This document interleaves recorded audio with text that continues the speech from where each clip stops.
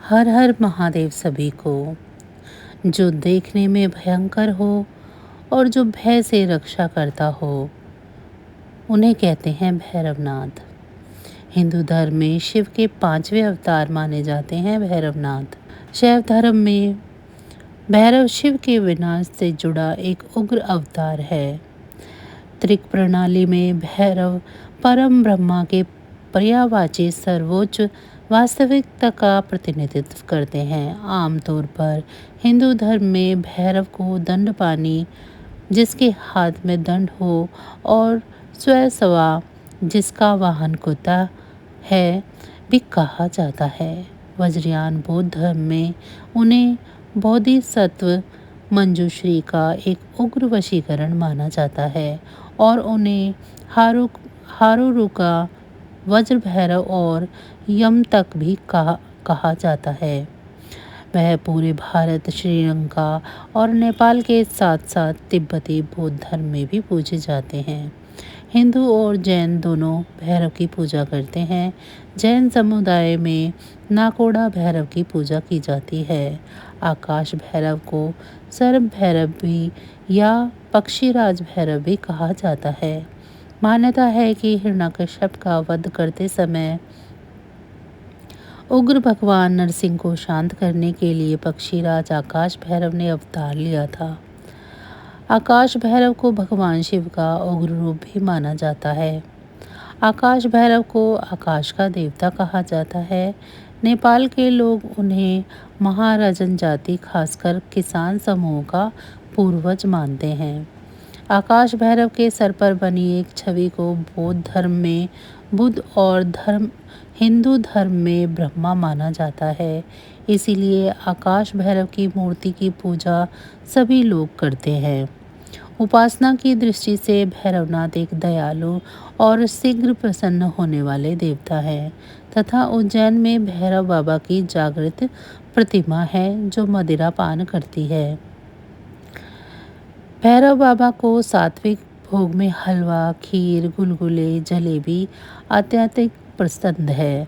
मिठाई का भोग भैरव बाबा को लगाकर काले कुत्ते को खिलाना चाहिए और काले उड़द की दाल से बने दही बल्ले, पकोड़े आदि का भोग भैरव बाबा को लगाकर किसी गरीब को खिलाना चाहिए। भैरव उग्र काल्पनिक संप्रदाय के देवता हैं और तंत्र शास्त्र में उनकी आराधना को ही प्राधान्य प्राप्त है। तंत्र साधक का मुख्य भैरव भाव से अपने को आत्मसात करना होता है। कोलतार से भी गहरा काला रंग, विशाल प्रलंब, स्थूल शरीर, अंगारकाय त्रिनेत्र, काले डरावने चोगेनुमा वस्त्र, रुद्राक्ष की कंठमाला, हाथों में लोहे का भयानक दंड, डमरू, त्रिशूल और तलवार, गले में नाग, ब्रह्मा का 5वां सर हाथ में, चवर और काले कुत्ते की सवारी, ये हैं भैरव के रूप की कल्पना। हिंदुस्तानी शास्त्रीय संगीत में एक राग का नाम भी इन्हीं के नाम पर भैरव रखा गया है। भैरव की पूजा प्रायः पूरे भारत में होती है और अलग अलग अंचलों में अलग अलग नामों से वह जाने जाते हैं। महाराष्ट्र में खंडोबा उन्हीं का एक रूप है और खंडोबा की पूजा अर्चना वहाँ ग्राम ग्राम में की जाती है। दक्षिण भारत में भैरव का नाम शास्ता है। वैसे हर जगह एक भयदायी और उग्र देवता के रूप में उनको मान्यता मिली हुई है और उनकी अनेक प्रकार की मनोतियाँ भी स्थान स्थान पर प्रचलित हैं। भूत, प्रेत, पिशाच, पूतना, कटोरा और रेवती आदि की गणना भगवान शिव के अन्यतम गणों में की जाती है। दूसरे शब्दों में कहे तो विविध रोगों और आपत्तियों विपत्तियों के वह अधिदेवता हैं। शिव प्रलय के देवता भी हैं, अतः विपत्ति, रोग एवं मृत्यु के समस्त दूत और देवता उनके अपने सैनिक हैं। इन सब गणों के अधिपति या सेनानायक है महाभैरव। सीधी भाषा में कहें तो भय वह सेनापति है जो बीमारी, विपत्ति और विनाश के पार्श्व में उनके संचालन के रूप में सर्वत्र ही उपस्थित दिखाई देता है। शिव पुराण के अनुसार कार्तिक मास के कृष्ण पक्ष की अष्टमी को मध्याह्न में भगवान शिव के रुधिर से भैरव की उत्पत्ति हुई थी। अतः इस तिथि को भैरवाष्टमी के नाम से भी जाना जाता है। पौराणिक आख्यानों के अनुसार अंधकासुर नामक दैत्य अपने कृत्यों से अनीति व अत्याचार की सीमाएं पार कर रहा था। यहाँ तक कि एक बार घमंड में चूर होकर वह भगवान शिव तक के ऊपर आक्रमण करने का दुस्साहस कर बैठा। तब उसके संहार के लिए शिव के रुधिर से भैरव की उत्पत्ति हुई। कुछ पुराणों के अनुसार शिव के अपमान स्वरूप भैरव की उत्पत्ति हुई थी। यह सृष्टि के आरंभ काल की बात है। सृष्टिकर्ता ब्रह्मा ने भगवान शिव की वेशभूषा और उनके गणों की रूप सज्जा देखकर शिव को तिरस्कृत युक्त वचन कहे।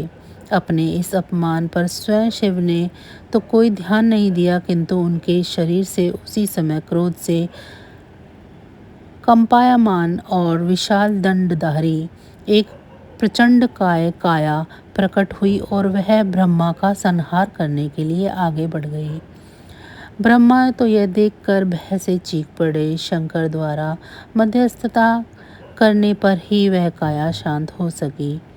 रुद्र के शरीर से उत्पन्न उसी काया को महाभैरव का नाम मिला। बाद में शिव ने उसे अपनी पूरी काशी का नगरपाल नियुक्त किया। ऐसा कहा गया है कि भगवान शंकर ने इसी अष्टमी को ब्रह्मा का अहंकार को नष्ट किया था। इसीलिए यह दिन भैरव अष्टमी व्रत के रूप में मनाया जाने लगा। भैरव अष्टमी काल का स्मरण कराती है, इसीलिए मृत्यु के भय के निवारण हेतु बहुत से लोग भैरव की उपासना करते हैं। भैरव की पत्नी देवी पार्वती का अवतार हैं, जिनका नाम भैरवी है। जब भगवान शिव ने अपने अंश से भैरव को प्रकट किया था, तब उन्होंने मां पार्वती से भी एक शक्ति उत्पन्न करने के लिए कहा जो भैरव की पत्नी होगी। तब मां पार्वती ने अपने अंश से देवी भैरवी को प्रकट किया, जो शिव के अवतार भैरव की पत्नी है। ऐसा भी कहा जाता है कि ब्रह्मा जी के 5 मुख हुआ करते थे तथा ब्रह्मा जी 5वें वेद की रचना करने जा रहे थे। सभी देवों के कहने पर महाकाल भगवान शिव ने जब ब्रह्मा जी से वार्तालाप की, परंतु ना समझने पर महाकाल से उग्र प्रचंड रूप भैरव प्रकट हुए और उन्होंने नाखून के प्रहार से ब्रह्मा जी का 5वां मुख काट दिया। इस पर भैरव को ब्रह्म हत्या का पाप भी लगा। भगवान शिव की सहायता से भैरव को काशी में ब्रह्म हत्या के पाप से मुक्ति मिली और भगवान शिव ने भैरव को काशी का कोतवाल भी नियुक्त किया। काशी वासियों के लिए भैरव पूजा अनिवार्य बताई गई है। काशी में श्री काशी विश्वनाथ मंदिर और उज्जैन में श्री महाकाल मंदिर में भगवान शिव के दर्शन के बाद जब तक भैरव जी के दर्शन ना करे तो ना ही श्री महाकाल ज्योतिर्लिंग और ना ही श्री विश्वनाथ ज्योतिर्लिंग के दर्शन का फल मिलता है।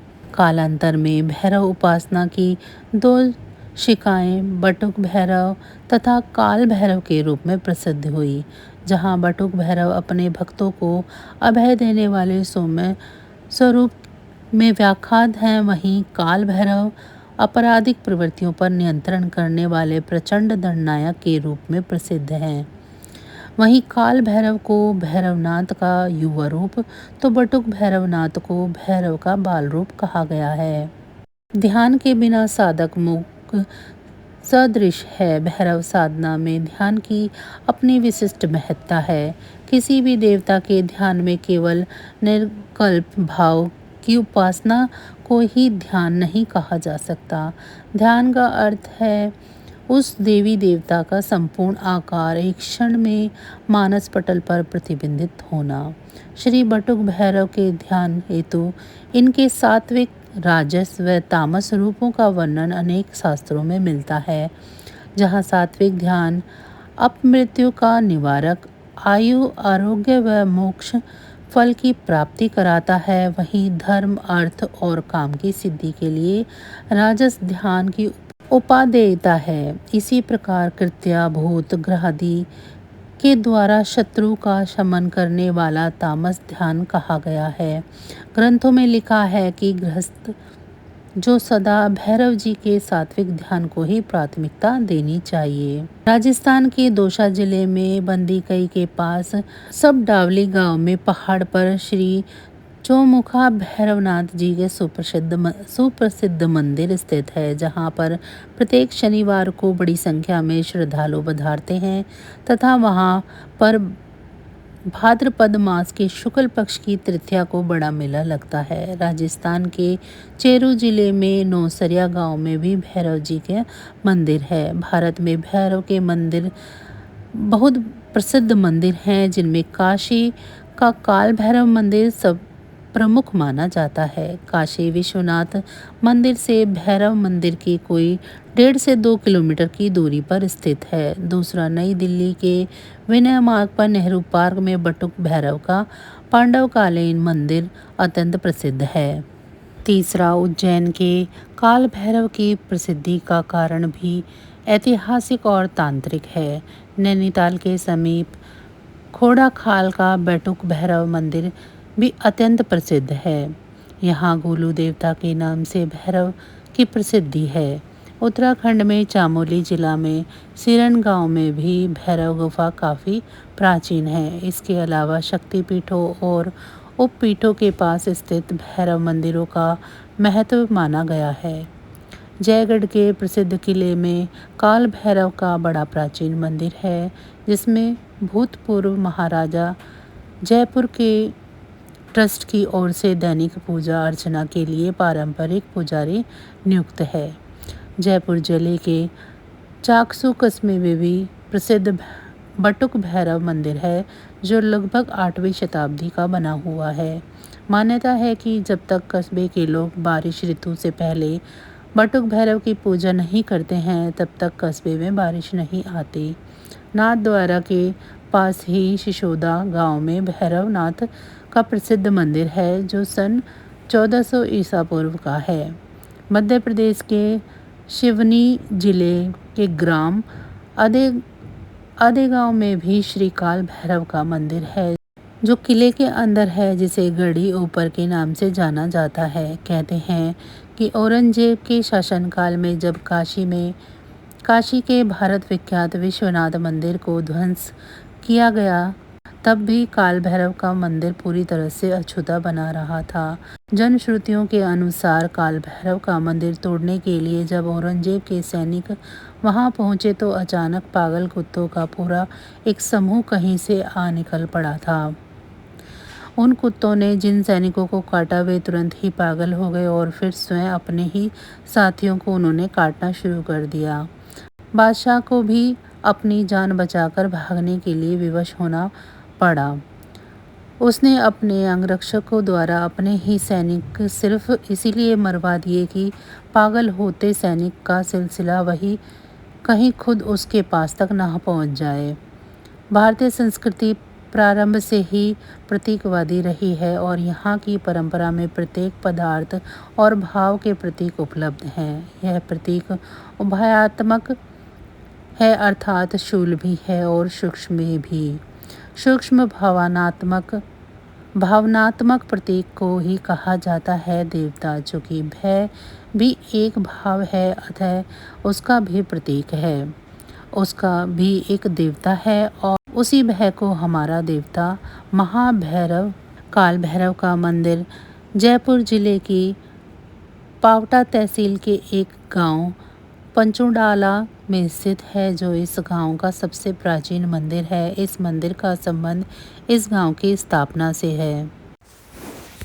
तो बस आज की जानकारी इतनी ही थी। फिर मिलेंगे हम आपको ऐसी ही किसी अन्य जानकारी के साथ अगली वीडियो में। तब तक अगर आपको मेरी ये जानकारी अच्छी लगी है तो वीडियो को लाइक करें। चैनल को सब्सक्राइब नहीं किया है तो चैनल को सब्सक्राइब कर लें और कमेंट बॉक्स में मुझे ज़रूर बताएं कि आप सभी को मेरी ये जानकारी कैसी लगी है। इसी के साथ भगवान भोलेनाथ की कृपा दृष्टि आप सभी पर सदैव बनी रहे। आप सभी का बहुत बहुत धन्यवाद।